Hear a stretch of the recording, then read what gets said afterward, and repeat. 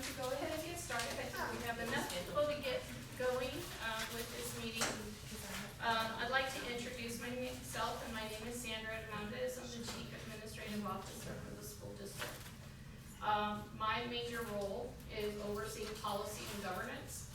So a lot of the things that you're going to see here, I'm going to reference policy, reference recent bills, and certainly to be able to give you an overview of what the School Health Advisory Council does. And so we'll go ahead and get started. We're going to go ahead and just kind of start around the room so everyone can introduce themselves and just give us a little bit about your role and what you do, and I'd like to know if you have any children that with the school district. So we'll start up here with Ms. Jane. Hello everyone, I'm Jane Diariana. I'm the Chief Academic Officer for the district, and I do not have any more children in the school district. They are in college now, or making their way transition to college. So, But she makes sure that we have the curriculum up in all the Yes. curriculum for schools at all levels. yes, I am in charge of the curriculum and instruction, special education, and bilingual education departments. Hi, good morning. Hi, I'm Amy Childress, and I'm the Chief Financial Officer for the district. And I no longer have children in the district. I soon will have grandchildren, possibly in the district. But yeah, no, I do have two boys that went through the school system here. But I'm the Chief Financial Officer. I also oversee HR, food services, accountability, federal programs. Then we'll go right here. Hello, good morning. My name is Lisbeth Molina. I'm a mother and a parent of the school district. I'm a former employee of the school district as well, but now I'm working for Mexican Consulate here in Del Rio. So my son is 11 years old. He's going to 6th grade, and he's going to the new tech program this year. Nice. So we have so many expectations for him. Very nice. And we have to have fun, so. Welcome, welcome. And then we'll go up here. We'll start up here with Mr. Paul. My name is Paul Andrade. I'm the food service coordinator. I have two kids in the district, and one is a junior and another one's a 5th grader. And I love to be part of both sides, like food service and hear what my kids say about the food. So As a parent. Yes. Thank you so much. Yes. I'm Elizabeth Moynihan. I'm a nurse practitioner here in town. I no longer have kids in the district. My youngest graduated 2 years ago. She's in college at Brigham Young, and I've got one in college at University of Texas.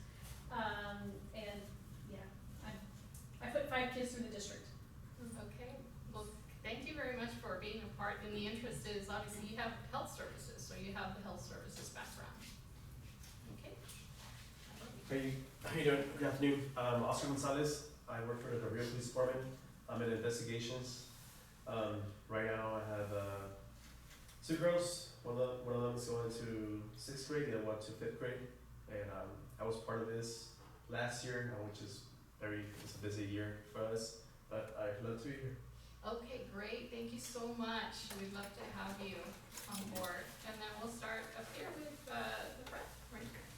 Hi, I'm Brittany Iglesias. I'm the food service director. I have 2 kids in the school district, 8th grader and a 9th grader. Very nice. I'm Houston Lindsay, the district chef with food services. I've got 3 kids in the district, a 2nd grader and 2 kindergartners. Okay. You have young ones. Thank you very much. I'm Melissa Padilla Limon. I'm the health services coordinator for the school district, so I oversee all of the nurses. Have 2 children, older son that's 21, he's a student at Angelo State, graduated back in 2022, and then I have a daughter that is going to be a junior, so I still have one in the district. Okay, great. Hi, Doena Paz. I'm with Frontera Pediatrics. I'm the administrator for that clinic. And I do have my grandkids in the school district, and I was part of the school district as well. I'm very happy to be here. Thank you so much. And thank you everyone for your participation here today. So the school health advisory is a required group of individuals that it does need to be appointed by the board. And so we're actually meeting in a very off period. We could not meet earlier before school ended, but we are fulfilling the requirement to meet right now this summer, because there's some things that we do need to present to you. So you have two documents which I'm going to share with you.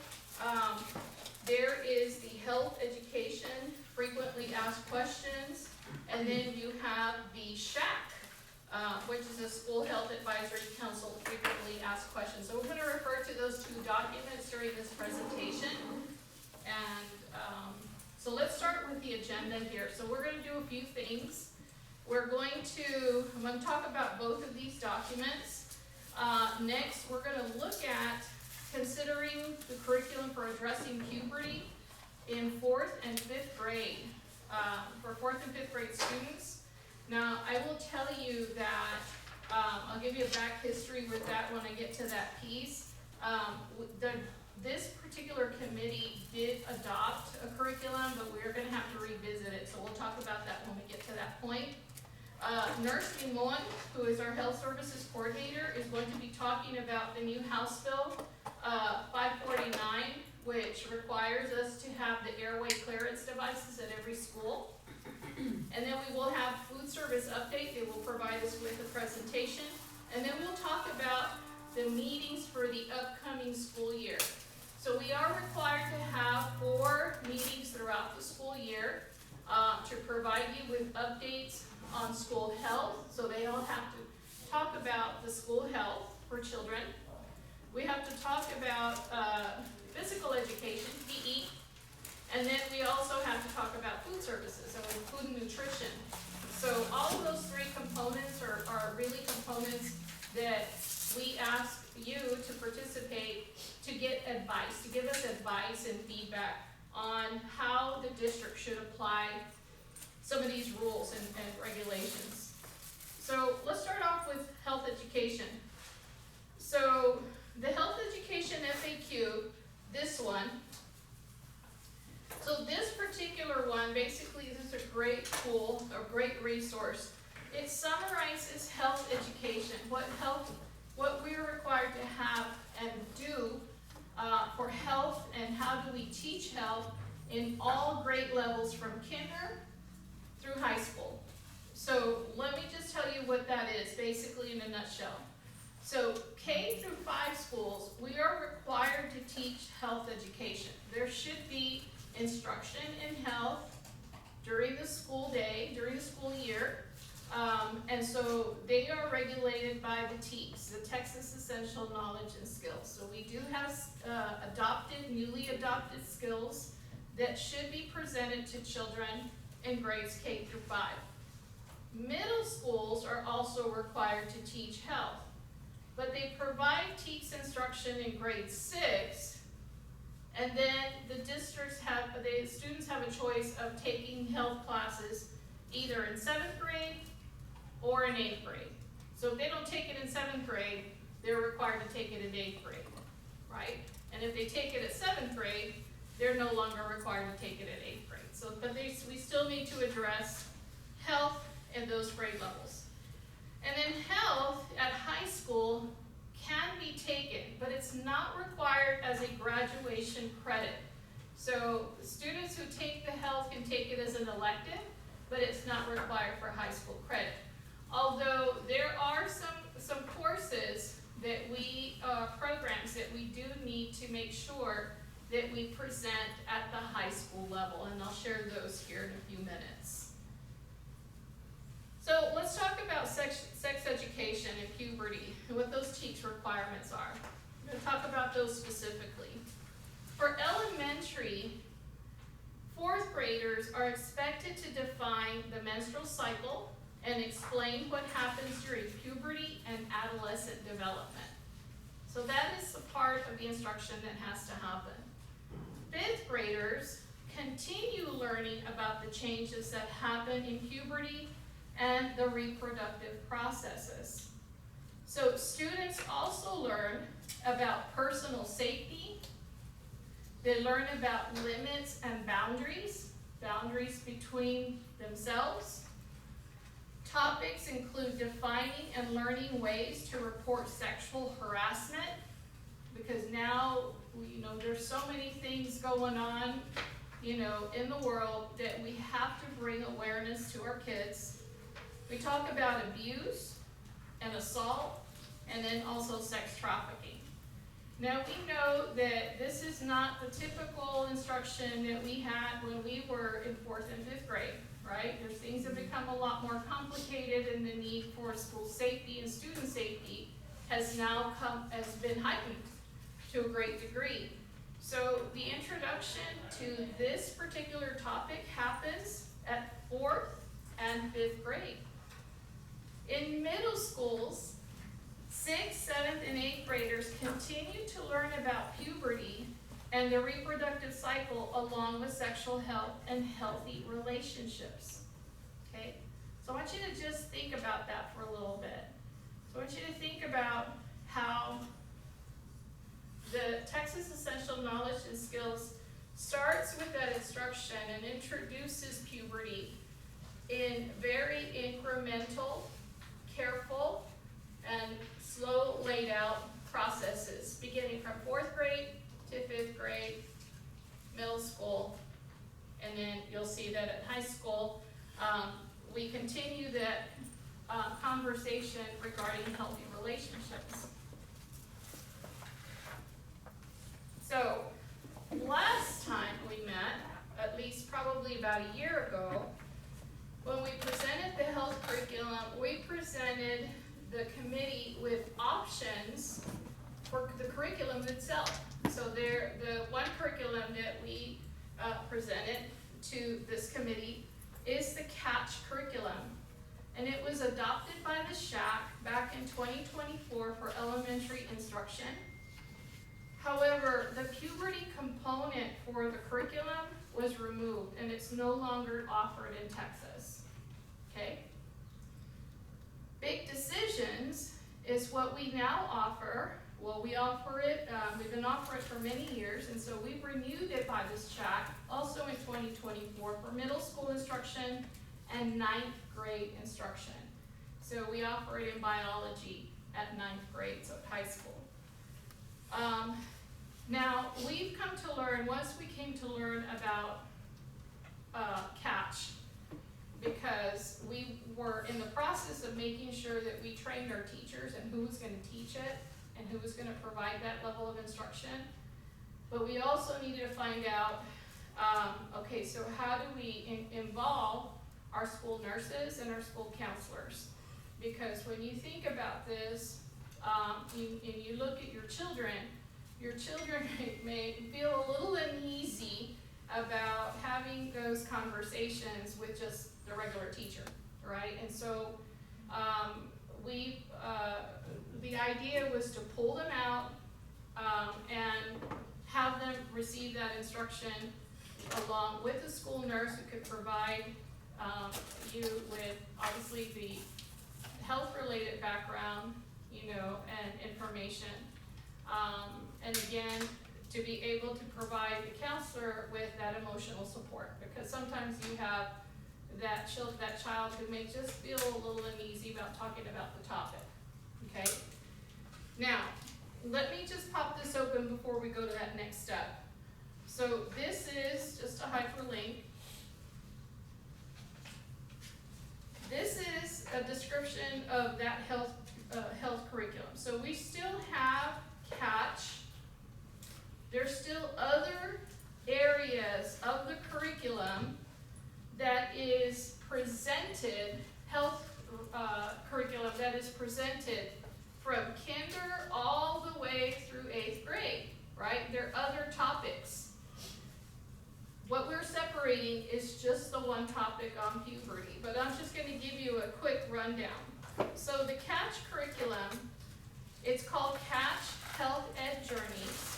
It is a year-long program covering the following topics: foundational health literacy, nutrition and physical activity, physical health and hygiene, mental health, wellness, substance misuse, prevention, and staying safe. And you can see that all of that covers what we talked about in that previous slide, where there's a requirement for us not just to talk about, the puberty, but we talk about other areas in terms of their growth and wellness overall. So in addition to CATCH, our school district implements the mental health piece of it, and we call it Del Rio Cares. The Del Rio Cares curriculum is the one that talks about the character ed and all of the supports that how we want to be, how do we want to evolve our students to develop in having good manners, good character traits. So you'll see that that's what happens in K through 2nd grade. And then 3rd through 6th grade, again, same thing. You see that they'll cover the foundational literacy, nutrition, physical activity. And then what was supposed to happen at 4th grade and 5th grade was that this is where students begin to learn about changes associated with adolescent development and the reproductive and sexual health strand. So here, for the purpose of this, so we don't, the student identifies their role in fertilization and reproduction, okay? Then they look at their characteristics of healthy and unhealthy relationships. Now, going back, this was the CATCH curriculum, and this component is no longer available. So now we're in a position where we have to go back, meet with SHAC, and we need to continue that discussion. So, Big Decisions is a program curriculum that we already have, and the SHAC renewed this one, has been reviewing this particular program for quite some time, for a few years already. They have a component that can teach the puberty piece for 4th and 5th grade, and it's called On My Way. And you have with you, you should have a copy of the outline. It looks like this. And then you also have another form that looks like this, where On My Way identifies the actual health teaks and how that curriculum applies to that component, how it applies, and it meets the requirement of teaching health and puberty at that age. Now, On My Way is really only 4 lessons. There are only 4 lessons. But these are the topics. The first one is called Starting the Journey. And if you look at this particular one, the outline, and we look at this part where it says Starting the Journey, Lesson 1, the objectives are: you define puberty as a temporary life stage, social, physical, and emotional development. It has some activities. It talks about trusting the adult, or having the adult connection. What are some of those green flags activities? It's an introduction into puberty. It talks about emotions, and what are those emotions, and then start mapping the emotions, because we know that at that particular age, emotions start to change, right? They start to have some emotions, and then they close out. The second lesson deals with boundaries and respect. So they develop a communication skills around values, emotions, and boundaries.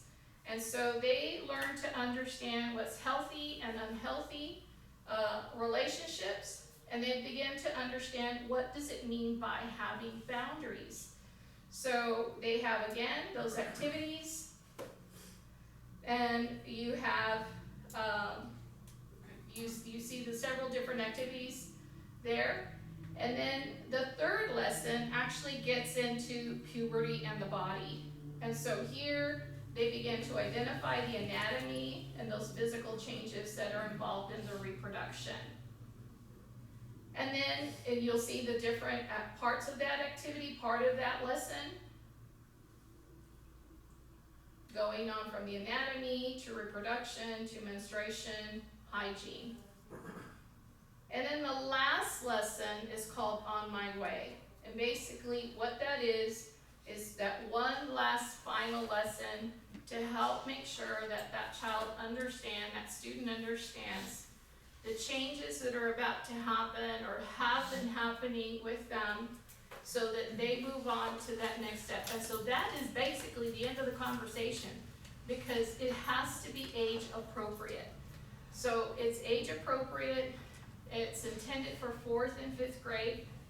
And so then that's it. It doesn't go into any more deeper conversation until you get to the next level.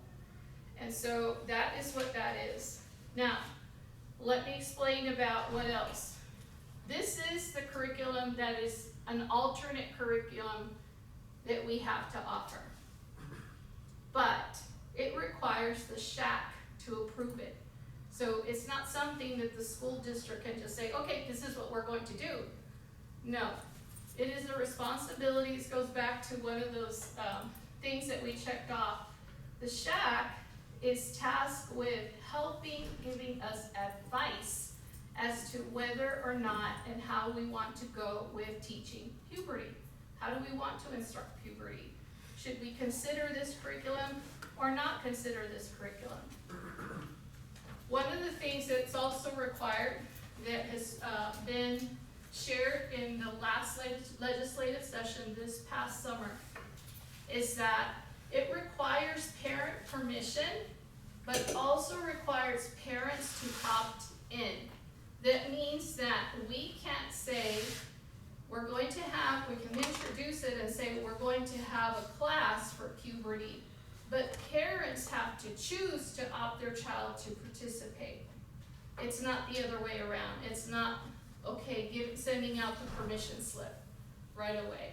It is the parent has to request the course for their child in order for them to participate in the course, okay?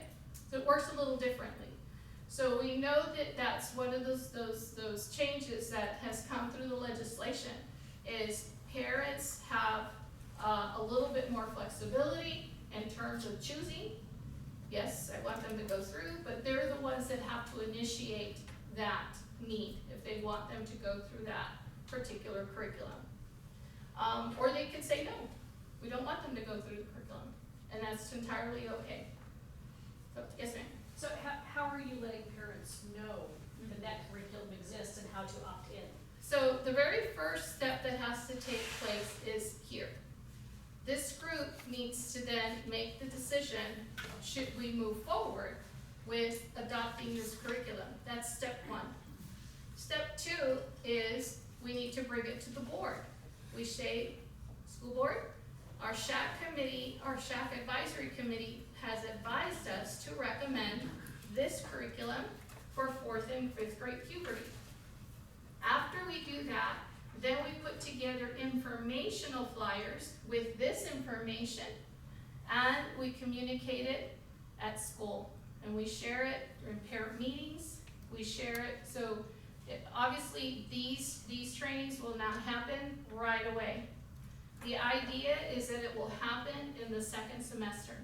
So that allows us time in the 1st semester to communicate, to share, to bring awareness, and then parents will begin to then sign up if they want to. And then we, during that time, we then begin planning behind the scenes how this course is gonna look. What's it gonna look like? Who is gonna teach it? How will it be taught? And of course, it'll be taught according to, because it is scripted. So it's, it has, that person or these people need to go through the training. So they have to follow the script, they have to follow the curriculum. And then they begin the introductions with the kids, and so that is organized with the principal. So the principal and the parents know, okay, these courses will happen here, they will happen on these days. The parents have provided their permission.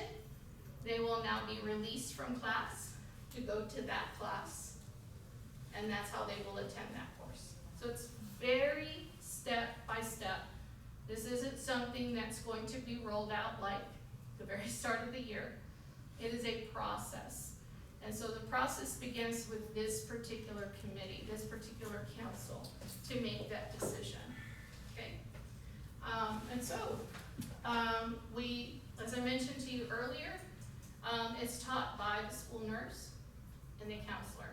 All of the other health lessons are taught by the teacher. So the teacher will teach all of the other health and nutrition, all of the other courses, all of the other lessons that go with the other curriculum. But this one in particular takes a little specialized care, right? And so this is why it's so important. This is why it's so important to have you here, because, you know, we cannot make a decision without the advice of the committee. And so that's the step that, but thank you for your question. That helps us to outline those processes and procedures, because nothing can happen without your approval first. Okay? Any questions up to this point? When you said they were gonna be removed from one of the classes to take this class, what class were they gonna be removed from? That's something that we will have to work with the principal, and Okay. typically it may be a PE class. That's what I was thinking, Yeah, it'll probably be one of their specialist classes, like their PE or art or music class.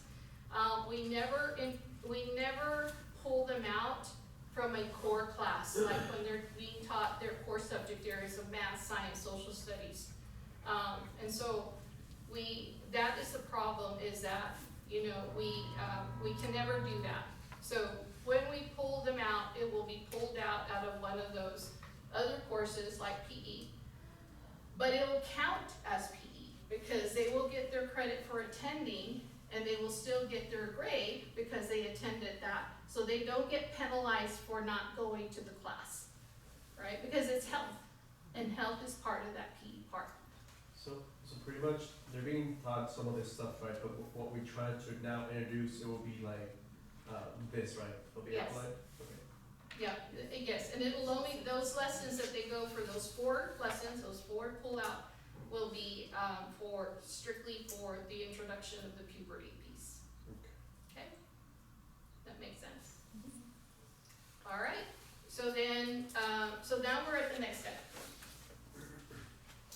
Any questions about the curriculum itself? You have the outline, you have pretty much what is being taught. Any questions about the curriculum? I'm sorry, I attended, I came in a little late, I wasn't able to get here earlier, but just to make sure I understand, it goes only up to 9th grade, right? Correct. Okay. Yes. So big decisions, we don't teach this big decisions every year. Mm-hmm. We do teach it at 8th grade, and then we teach it again at 9th grade. Correct. So the Big big decisions decisions is at 9th grade. at 9th grade. Okay. Okay. All right, so the SHAC, kind of recap what I shared a little earlier. What are the required duties of the SHAC? And so you have another flyer here, and this is just so that, I'm not gonna read through it, but just pulling from the couple of dots there, a couple of those important pieces there in that FAQ, is that it includes recommending the number of hours of instruction to be provided in K-8 health education. And if the school district requires health education for high school graduation and health education in grades 9 through 12.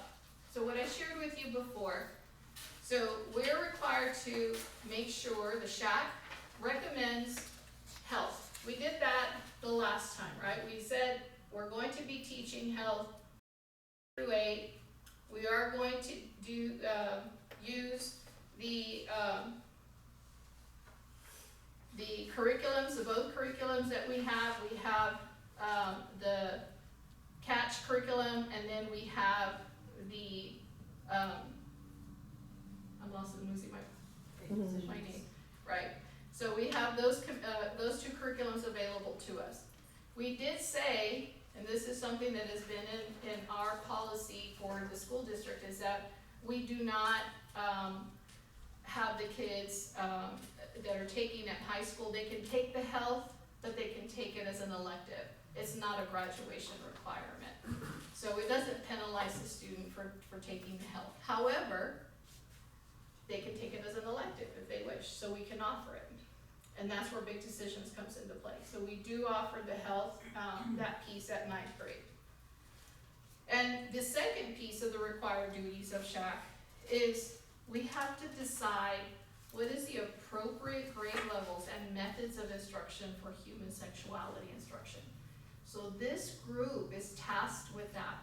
You decide, what are those appropriate grade levels that we should be teaching human sexuality, and how? And that's why we present to you the information on the curriculum. Okay, that's just a little bit of background. So, we're gonna have you take out your phones, and you're going to answer this question. And this is a consideration of curriculum addressing puberty for 4th and 5th grade students. So you're gonna take a look at this QR code, and you're gonna be asked a couple of questions. And let me know if you guys have it. I'm just gonna actually get out of here for a little bit.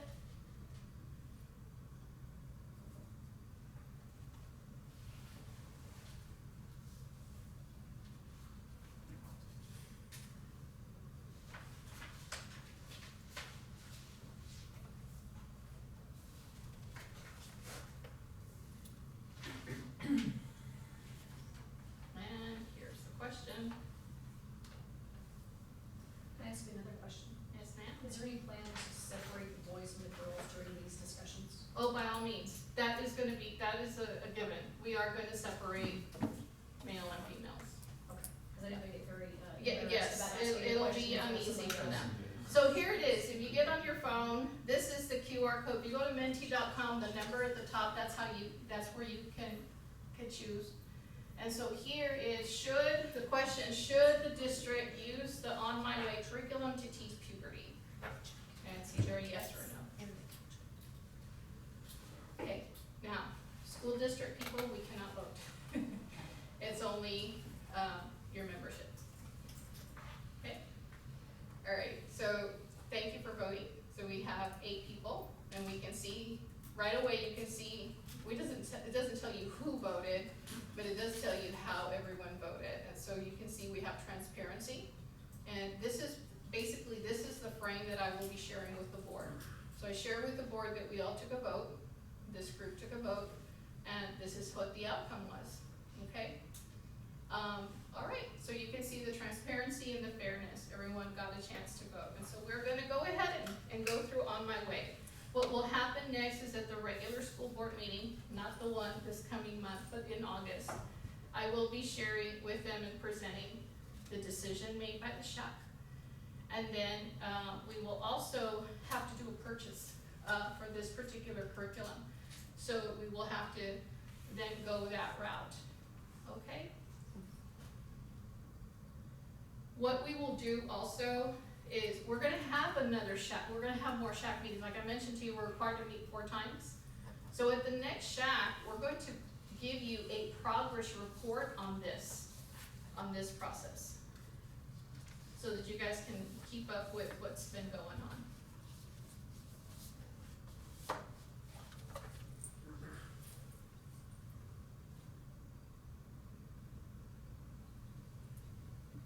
Okie dokie. Now I'm going to thank you very much for that vote. I'm gonna pass this on over to Nurse Limon, who's gonna give you this particular update.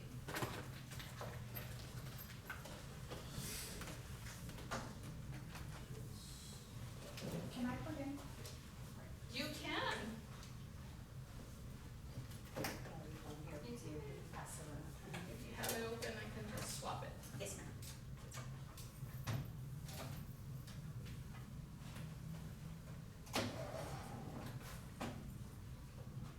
Oh,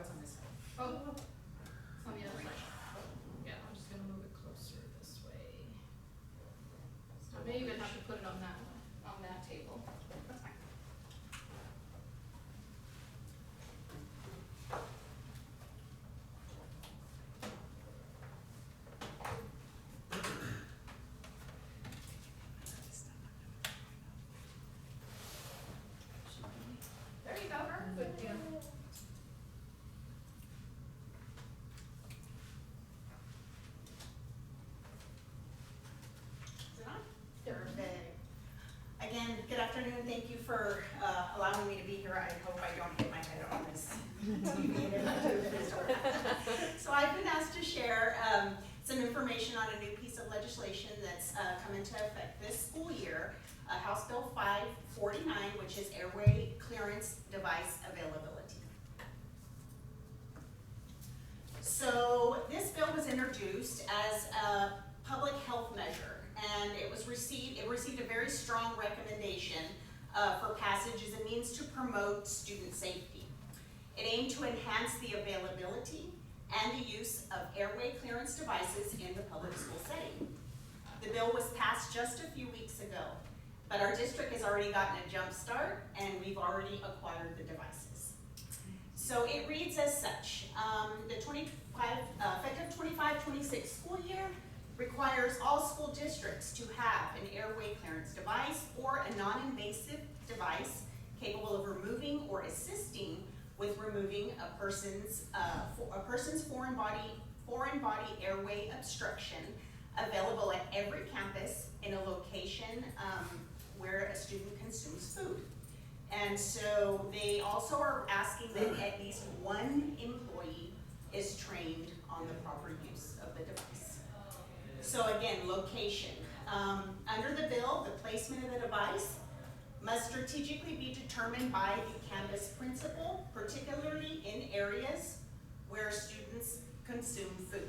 So just kind of in brainstorming and chatting with Ms. Hernandez, we figured obviously cafeteria is number one, but then we also thought about our special education life skills units, because a lot of them are fed by aides and teachers. So we anticipate it be placed in a very highly visible area, but obviously the location still needs to be determined. So this is what it looks like.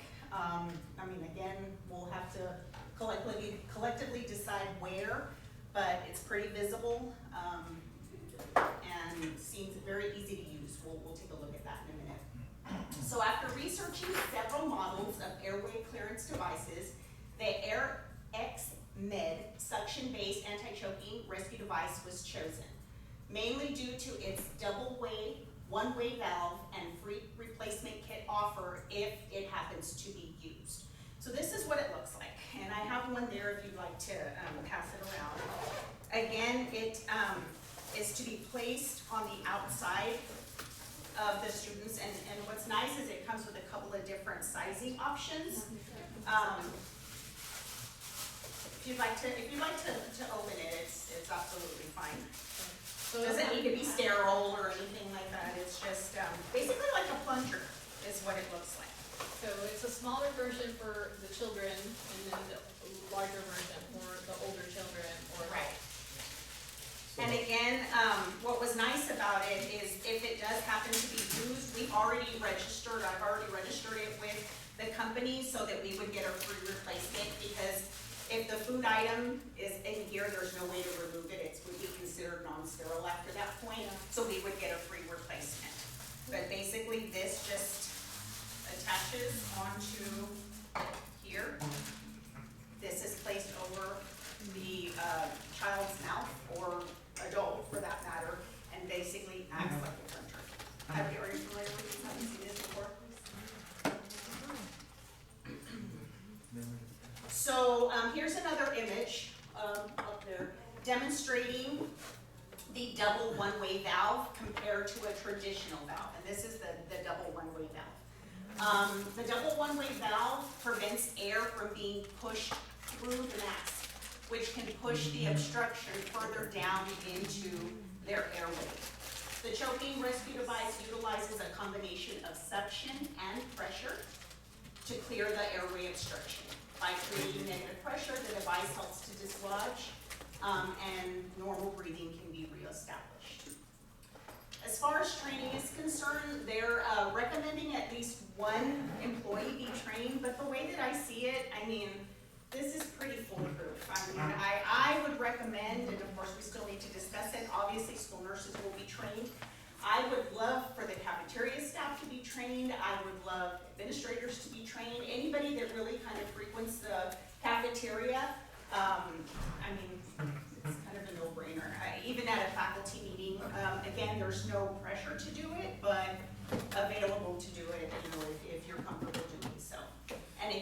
placing it, pushing it, pulling it. I do have a couple of demonstration videos. I don't know if you're, let's see.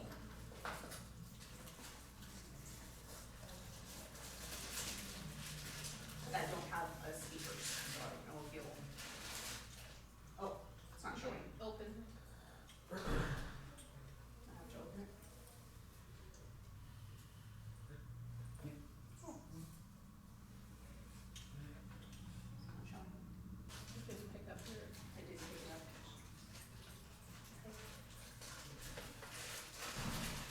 We can Still there? forward the presentation over to everyone and everyone can make it on their own and open it up on. So as far as liability is concerned, because again, we're not pressuring anybody to use it, but what if, right? There's always the what if. What if, something goes wrong, can you be sued? And the answer is no. House Bill 549 maintains existing liability. I won't read that whole thing, but it does not require our school district to adopt any new protocols.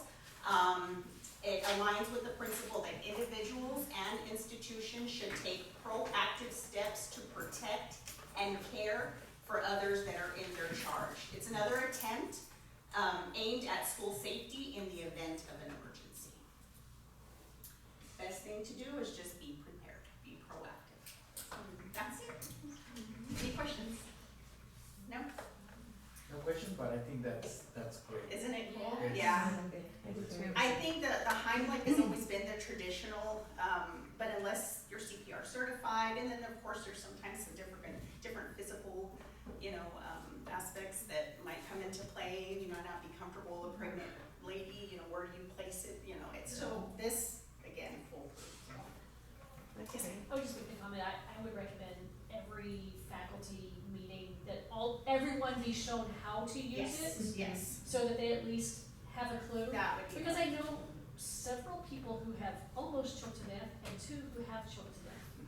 Wow. So, That would be my recommendation during a faculty meeting. Thank you very much for that, because I think that we can open that up and then, certainly have that training be open. and the deal is you can't do worse than dead, Right. so if you try it and it doesn't work, you're doing no worse than what you started with. And emphasizing that to, everyone that if you have this emergency, here's what you can do. And remember, you can't do worse than dead. Right. They're already headed that direction, all you can do is help. Right. Thank you. Any questions? Well, That'll be available, Oh, sorry. go ahead, Paul, you want. will this be available on the first day of school? We already have them. We ordered them, we got a jump start on it, and they got delivered yesterday and today. This morning, the last batch of them came in. So like I said, I got on it, we registered them with the company. So now we just need to get logistically with every campus, where are we gonna place it? And again, it's not anything you want locked up. It's not anything you wanna have to run to the nurse's office for. It's gonna be visible, but again, thought processes near the lunch line, near the checkout, near the, fire extinguisher, I don't know, we can figure it out. We'll figure it out. Nursing Mom, brought this to our attention, actually, we got the memo from the Region Service Center, which we're under. And so she said, we need to do this before all the other school districts start buying this, because sometimes they'll be on back order, and we don't wanna delay, so we were on it right away. Like the next day, like that morning. We bought them, so we got them, we're good. Joanna, your question? Yeah, I was just gonna ask, does the child or person have to be sitting or laying down or? It's actually laying down is preferred, because you Okay. wanna try to get the most maximum suction. It's Okay. still the head tilt, you want the airway open. Okay. But again, just kind of plunging a couple of times until hopefully it comes up. Yeah, laying down preferred. Okay. Sorry I couldn't show you the video, No, that's. but I'll forward it to you. All right. Okay, You have thank another you. question? No. No other questions? Again, that's Right? pretty good. Yeah. All right, so now we have that, ready to go, ready to implement. Next, we're gonna have food service. I think I may need to bring my laptop that way. Just because this is such a short, Just don't hit your head. cord.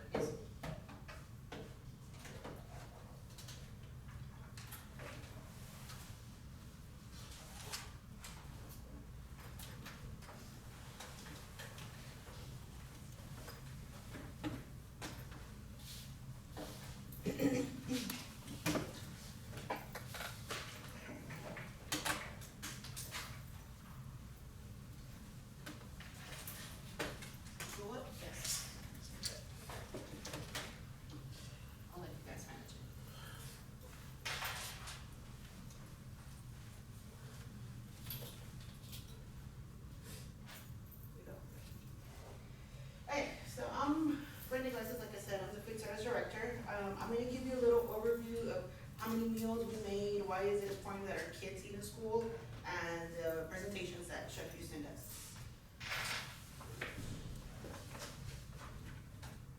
Here's the map. Is it tilting? Okay. So this is a little bit something that we have on our website. It's No Kid Hungry. We try to feed as many kids as we can. Again, they come in sometimes late for breakfast, so we give them the option to have a second chance breakfast, which is a little food bag, and it has anything that they can eat while they're either going to class or during class or anytime that they get hungry. So we do offer breakfast, lunch, and dinner. The other thing that we have on here is we try to feed as many as we can. We really try, there is windows and there's regulations, and we can't serve, meals too close to each other, but we try to feed as many as we can, for sure. Now, this year, we were a little bit shy on our lunch.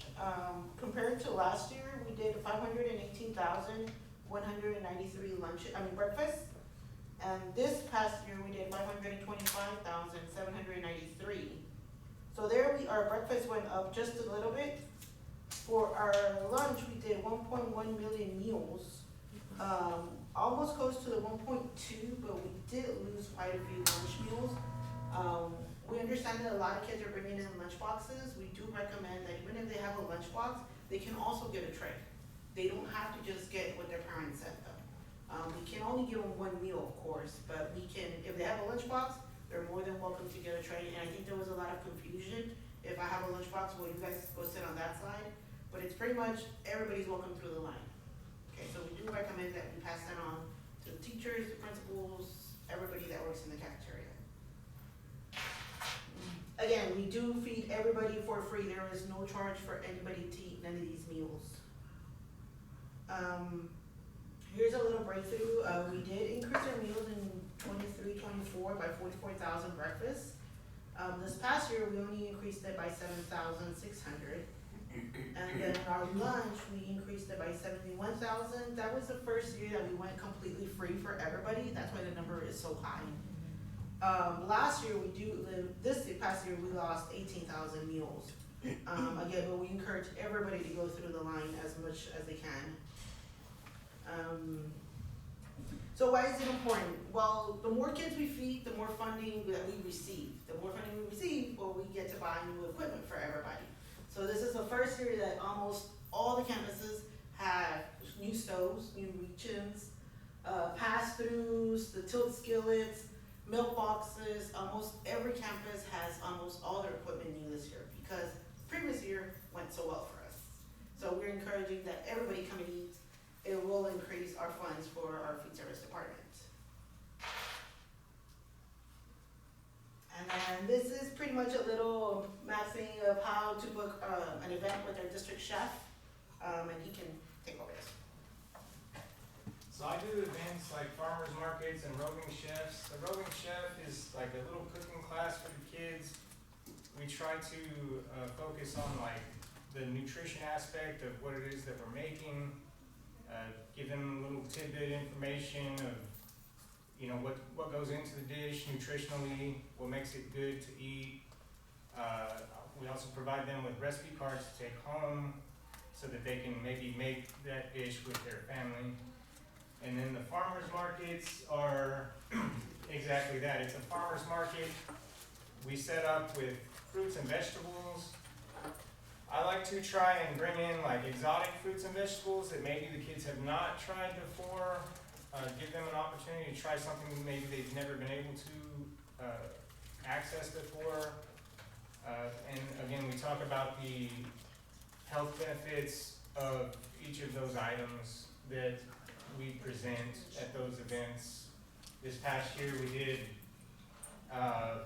blood oranges, gooseberries, star fruit, Asian pears, things like that. With the roving chefs, I asked the principal and staff to choose the students to participate, and it's a class of up to 10 kids. And we've done things like build your own pasta bars, build your own Asian stir fry.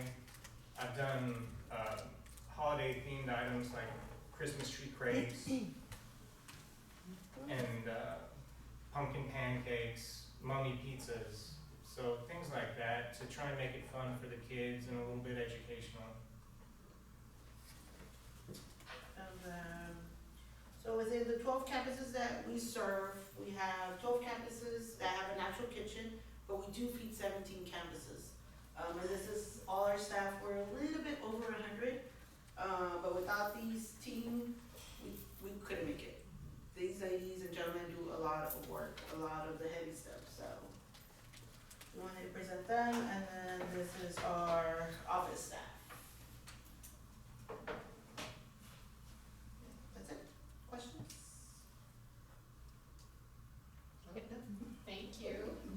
I do have cards if anyone is interested, if they wanna reach out for an event at the campus, or, you know, I do in-district catering as well. I've got some business cards if anyone would like one. We also invite you to, parents, whenever they're having a roving chef or, event that you, or, you know, the farmer's market, that you guys get to look at what it looks like and how the kids are involved in that process, cause it's really a lot of fun and gets to see the kids, actually get involved. You also do food tasting. You wanna talk about the recent food tasting Yes, that the you did taste at high test. school? Yes, we did the Flavor Fest, so we invited middle school and high school students to the Flavor Fest, so they got to try different items from like the food vendors that we purchased from, like Tyson Chicken, Rich's Dough, and they got to try different items, and we presented different recipes that are in our database that they were allowed to give feedback, to vote on whether they liked the dish or not, and based off of that feedback, that's what we decided to put on the menu for the following year. So they sort of have a voice in what they get to eat throughout the week. And the taste tests also happen at the middle schools.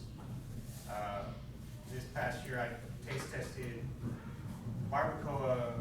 turkey barbacoa tacos at Del Rio Middle. Interesting. Thank you for sharing that. Yeah.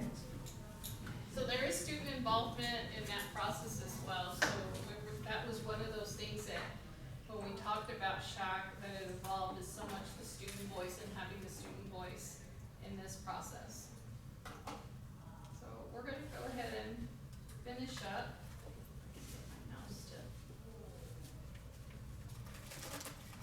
The last thing on our agenda here is really talking about quarterly meetings. So our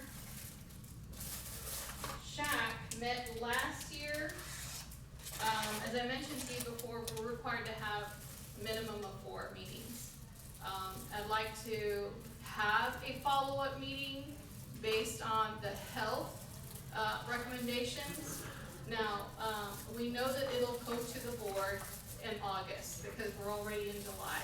We're at the latter part of July. So it will come to the board in August. So I'd like to have our very first meeting, or at least recommend and suggest, our first meeting in September. What do y'all think? That sound reasonable? Okay, I'm gonna pop open, this might help.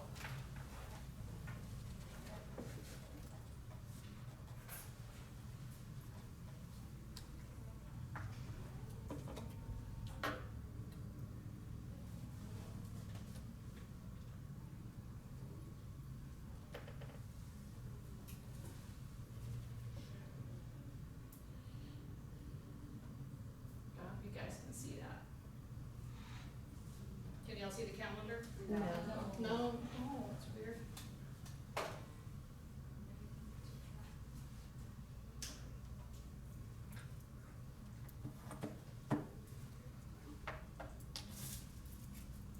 That is really weird.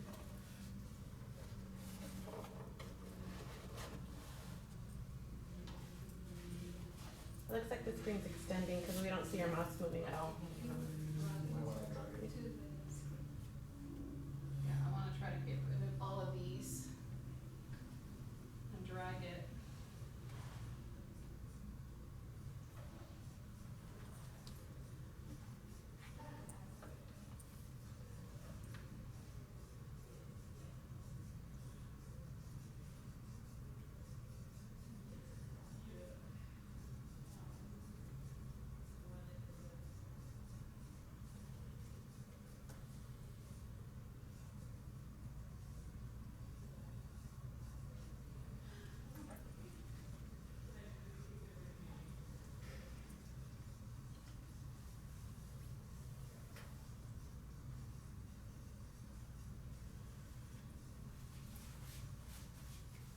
Okay, it's not letting me pair my device here.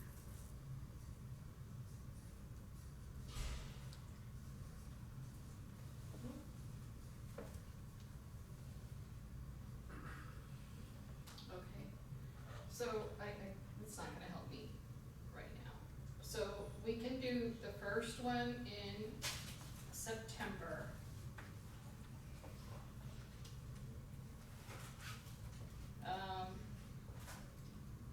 Let's see, Miss Amy, we have, the last time the meeting was on September the 26th, but we can bring that one up closer. So before we talk about pinpointing an actual date, we've moved our meetings to the lunch hour, because we get to provide you with a lunch. It's within an hour, so it keeps us, you know, within the time frame. And then everyone gets their information, and then we're good to go, right? It is recorded, so those who cannot attend, we record, because we're required to have the minutes, and we require to have them posted on our school district's website. So we will have, it'll be a lunch meeting. So in looking at our calendar, we usually provide some options for, this is Tuesdays, so Tuesdays, we have meetings Tuesdays. Were they previously done on Tuesdays, or were they done on Thursdays? Do you recall? Last year, the meeting was September 26th. That was a Thursday. Do you guys want to continue with the Thursday meetings? Okay, the only thing is that we compete with Amy, because we do have finance committee meetings. Those would be the second, normally the second week of a month, Okay, so as long as it falls. should we wanna try the third week of the month? Okay, that just kinda puts us right in the middle. So we can pick September, the third week of September, Thursday, the 18th. Okay, any recommendations for the next month? When's the next meeting could be? So we have September. Now, last year, it wasn't done until February, so we could actually have it a little bit more closer. We'd have 4 years, if we did it every 3 months, that would be December, December. or January would be. So we could have 2 in the first semester and then 2 in the second semester. Okay, And we're so doing 25. December, so now December, it is a very short month for us, because we have, So it would have to be prior to, any time between the 1st and the 19th, which the third week would be the 18th, the Thursday before we get out. Thursday before we get out for the holidays. That work? Okay, It's like gonna be interfering with all the activities in the I was schools. gonna say that, yeah. that May, The 11th, that's the Thursday before that. or we could swap it to the first That'll be better, of the month, because December's busy for That'd be the 4th. the 4th, Yeah. okay? The 4th. And so, all right, and so now we wanna pick the ones for the second semester. And then we had, like I meant, we had a February and then we had a May. So do we wanna swap to March? March, we have spring break.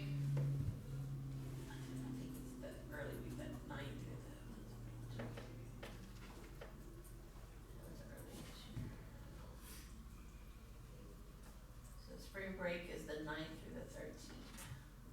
Okay, second week. So we either do It would go back to the third week, so 1, 2, 3, that'd be the 19th. the 19th of March.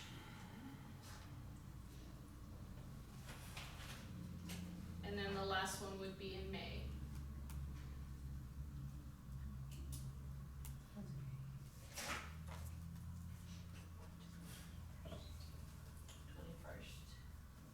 The 21st. School is not out until last week is The last day is the 28th. 28th. It'll be just the week before, prior to the last week of school. But that is just pretty much a good way to close the school year and prep for the upcoming school year. Okay. We had this year we had 5 meetings. And it's not required, but they opted to have an extra meeting. So, you know, that's why we're meeting, because we said that we would be meeting, you know, in July. So, we can keep it at 4 meetings. It's entirely up to this committee. Does anyone wanna make a motion? I motion. You'll motion, okay. So motion to keep 4 meetings instead of? Yes, Okay, 4 meetings. motion to keep 4 meetings. I'll Okay, second. can I have everyone, yes or no, raise your hands, agree? Everyone agrees, okay, so motion carries. We will keep 4 meetings and then we will update everyone in an email. I'll give everyone a summary of today's meeting of what we did. Plus you'll have a link to this presentation and all the presentations that were shared today so that you can have them. Please make sure that if you have any questions and if you have any recommendations for anyone that wants to join the SHAC, in September, what we will do is we'll open it up for membership for anyone to come in. Any other parents, you have someone, a neighbor, somebody that would like to be a part of this committee, we'll invite them to come in and get to learn more about our SHAC. All right? Okay, well, I wanna thank you for giving me your time, for giving us your time today. And we really enjoyed having you. Really thank you for helping us to give us some advice in the direction of our health education. And you can see some things that are evolving. We'll pretty much give everyone updates as to what's required. And then we'll go from there. All right? We do have a few extra boxes. Please take one with you. Cassandra, what is the limit of people that can come? We don't have a limit. Okay, all right, We do not. thank you. Thank you.